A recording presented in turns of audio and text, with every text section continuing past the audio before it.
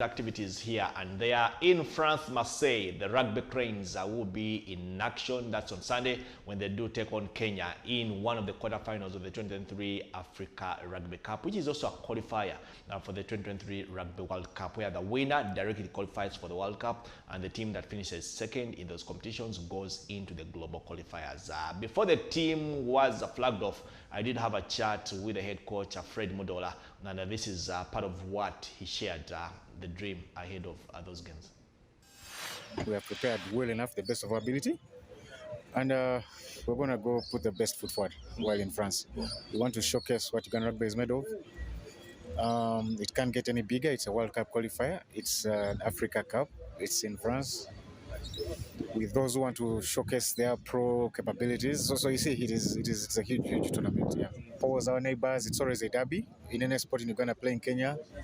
So yes, it's exciting, but a little nervous, but exciting. The primary objective, if I was, if God showed up now and was like, ask for just one thing, minimum, at least getting the final, really. Of course, the best is qualifying for the World Cup, but minimum, if we get the final, that can be a very, very good start, yeah.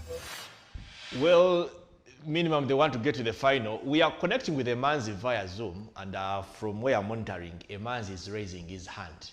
I don't know if he wants to say something, but Emanzi, the target of reaching the final at the 2023 Rugby Africa Cup, is it a realistic target for the Rugby Cranes?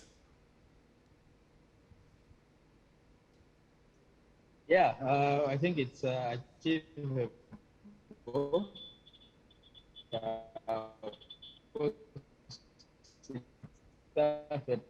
Now you have Kenya in front of us for the quarterfinal. But overall, I think if you look at the performances that we've had before, we've won the Africa Cup. This time we have the playoffs and that. So you think that the route is tough for this time round. But I think Fred is being realistic that if he made the final, he would be very happy. And that is mainly because when you consider that you have Namibia still in there, you still have Kenya to face, and the rest of the teams, the Senegal and Algeria, have been improving in the last couple of years. I think if you go to the final, then the boys come back with their heads high. Of course, at the moment, everyone will be excited to have the team go to the World Cup, but I think Namibia and Kenya especially, you would say that at a level that is a bit higher compared to ours. But there's nothing wrong with hoping and preparing well. He's been with the team, and maybe he knows what the boys. Emanzi's network is a bit unstable. Yet I used to say one of the African countries I know that have the best internet. Rwanda. Rwanda was up there.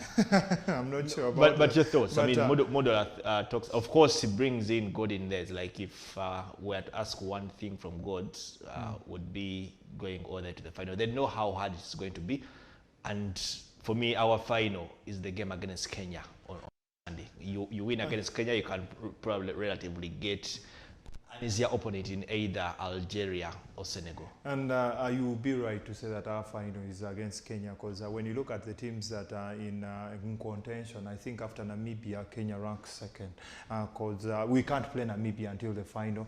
That means we have to win that game against Kenya, and if we can somehow win that one, I think we have it in us to beat Algeria and Senegal, because these are nations that we have defeated in the recent past. I think we beat Senegal here, and then we lost to them in Dakar, but then we had Algeria in that second round where we beat up on Algeria, and then eventually qualified in that group that also had Ghana. So I'm thinking it's going to be a tough ask telling these boys to go ahead and beat up on Kenya, because Kenya are clearly the better side in this one. But if somehow they can be, the patriotism sets in, and then the mindset of this is a nation that the Sevens team have just beaten up on, probably we can also beat them, and they defeat Kenya.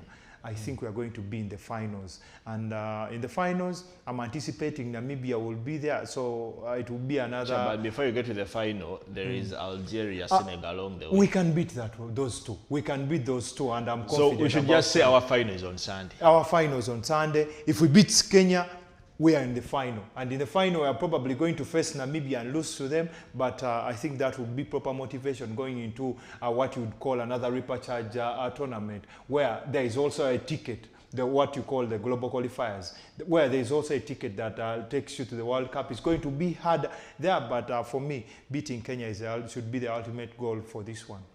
Well, beating Kenya should be the ultimate goal. Then we'll see what happens thereafter. We're going out for a breather. When we return, we'll look at the domestic transfer. KCFC yesterday signed a teenager on a 5-year deal.